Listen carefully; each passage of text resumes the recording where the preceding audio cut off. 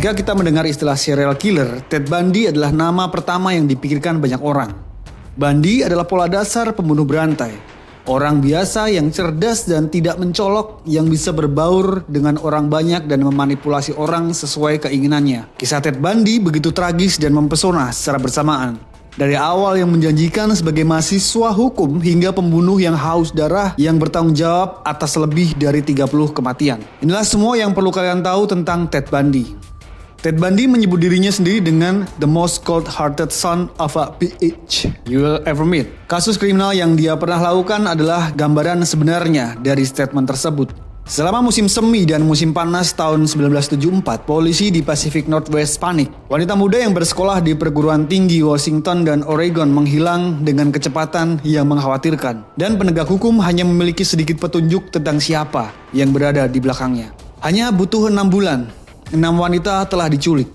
Kepanikan di daerah tersebut memuncak ketika Janice Ann Ott dan Denise Mary Naslon menghilang di siang bolong dari pantai yang ramai di Taman Negara bagian Danau Semamis. Tapi penculikan yang paling berani itu juga menghasilkan terobosan nyata pertama untuk membantu polisi dalam kasus ini. Pada hari Ott dan Naslon menghilang, beberapa wanita lain ingat pernah didekati oleh seorang pria yang mencoba dan gagal membujuk mereka untuk ikut ke mobilnya. Mereka memberitahu pihak berwenang tentang seorang pria muda yang menarik dengan lengan yang digipsum. Kendaraannya adalah VW Beetle berwarna coklat dan nama yang dia berikan adalah Ted. Setelah merilis deskripsi ini ke publik, polisi dihubungi oleh 4 orang yang mengidentifikasi warga Seattle yang bernama Ted Bundy. Keempat orang ini termasuk mantan pacar Ted Bundy, teman dekatnya, salah satu rekan kerjanya, dan seorang profesor psikologi yang pernah mengajar Bundy. Tetapi polisi dibanjiri banyak informasi palsu waktu itu, dan mereka mencoret nama Ted Bundy sebagai tersangka. Karena mengira tidak mungkin seorang mahasiswa hukum yang bersih tanpa catatan kriminal dapat menjadi pelakunya. Dia tidak cocok dengan profilnya si pembunuh berantai tersebut. Analisa polisi ini menguntungkan Ted Bundy berkali-kali sepanjang karirnya sebagai salah satu pembunuh berantai paling terkenal dalam sejarah. Yang membuatnya mengambil setidaknya 30 korban di 7 negara bagian pada tahun 1970-an.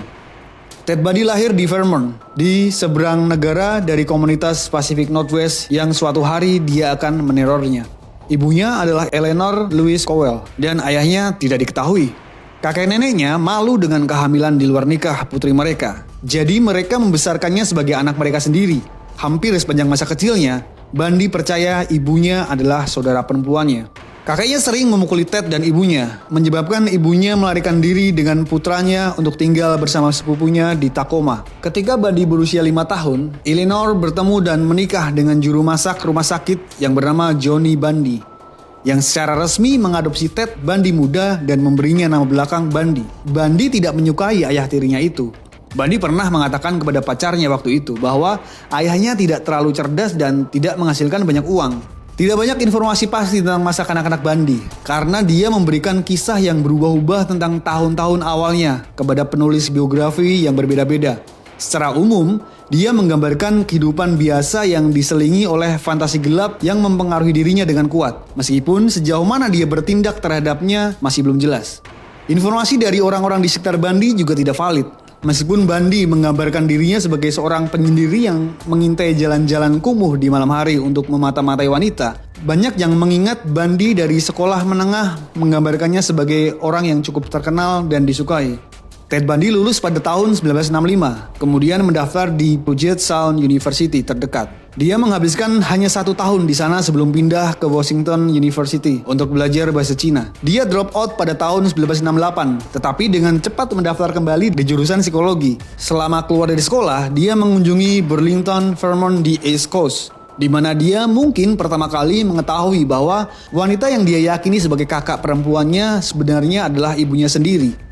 Kemudian setelah kembali dari Washington University, Bundy mulai berkencan dengan Elizabeth Clover, seorang janda dari Utah yang bekerja sebagai sekretaris di Fakultas Kedokteran di kampus. Liz mendorong Bundy untuk memperbaiki dirinya sendiri dalam hal pendidikan dan prospek masa depannya. Bundy kemudian mendaftar di kursus psikologi di University of Washington dan akhirnya lulus dengan gelar di bidang psikologi pada tahun 1972. Belakangan, Clover termasuk orang pertama yang melaporkan Bundy ke polisi sebagai tersangka pembunuhan di Pacific Northwest. Di antara 4 orang yang memberikan nama Bundy kepada polisi adalah mantan petugas polisi Seattle, yaitu Andrew, yang bertemu Bundy sekitar waktu yang sama ketika mereka berdua bekerja di pusat krisis hotline untuk orang yang ingin bunuh diri. Pada tahun 1973, Bundy diterima di Fakultas Hukum Universitas Puget Sound. Tetapi setelah beberapa bulan, dia berhenti menghadiri kelas. Kemudian, pada bulan Januari 1974, dimulailah kasus tentang orang hilang. Serangan pertama Ted Bundy yang diketahui bukanlah pembunuhan yang sebenarnya, melainkan serangan terhadap Karen Sparks yang berusia 18 tahun, seorang mahasiswi dan seorang dancer di Universitas Washington. Bundy masuk ke apartemennya dan memukulinya hingga pingsan dengan batang logam dari bingkai tempat tidurnya sebelum menyerangnya secara seksual dengan objek yang sama. Serangannya membuatnya koma selama 10 hari dan cacat permanen. Korban Ted Bundy berikutnya dan pembunuhan pertamanya yang dikonfirmasi adalah Linda Ann Haley, mahasiswi Washington University lainnya. Sebulan setelah penyerangannya terhadap Karen Sparks, Bundy masuk ke apartemen Haley di pagi hari, membuatnya pingsan terlebih dahulu lalu mengenakan pakaiannya dan membawanya ke mobil. Haley tidak pernah terlihat lagi sejak itu. Tetapi sebagian tengkoraknya ditemukan bertahun-tahun kemudian di salah satu lokasi tempat Bundy membuang mayatnya. Setelah itu, Bundy terus mengincar mahasiswi di daerah tersebut. Dia mengembangkan teknik mendekati wanita sambil mengenakan gips atau terlihat cacat dan meminta mereka untuk membantunya memasukkan sesuatu ke dalam mobilnya. Dia kemudian akan memukul mereka hingga pingsan sebelum mengikat dan memperewas mereka. Dan kemudian membunuh mereka. Lalu membuang tubuh mereka di lokasi terpencil di hutan. Bundy sering mengunjungi kembali tempat-tempat tersebut untuk berhubungan intim dengan mayat mereka yang membusuk. Ini disebut dengan necrophilia.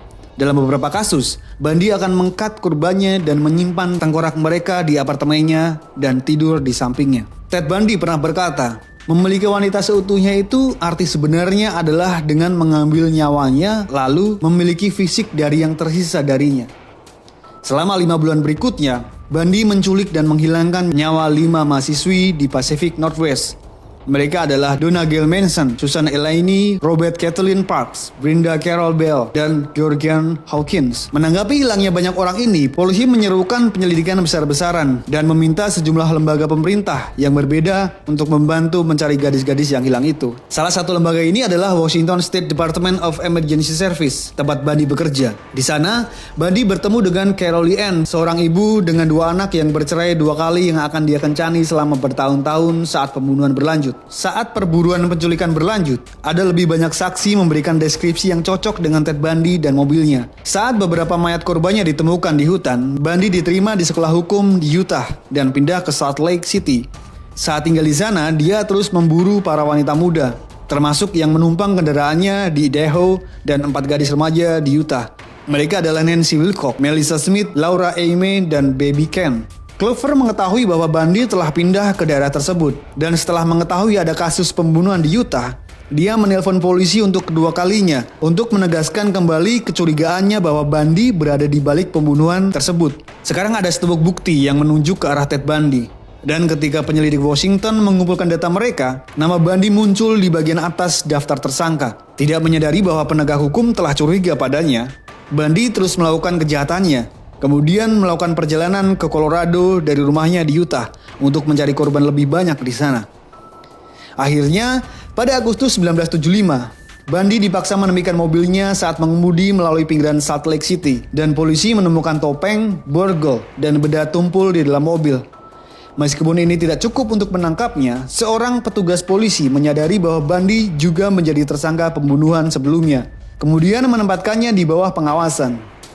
Petugas kemudian menemukan beetle miliknya yang telah dijual, di mana mereka menemukan rambut yang cocok dengan 3 korban sebelumnya. Dengan bukti ini, para polisi menempatkan Bundy di dalam barisan di mana dia dapat dikenali oleh salah satu wanita yang dia coba culik. Dia dihukum karena penculikan dan penyerangan dan dikirim ke penjara, sementara polisi berusaha membangun kasus pembunuhan terhadapnya. Tapi penangkapan tidak menghentikan Ted Bundy. Dia segera bisa untuk yang pertama dari 2 kali dalam hidupnya melarikan diri dari tahanan.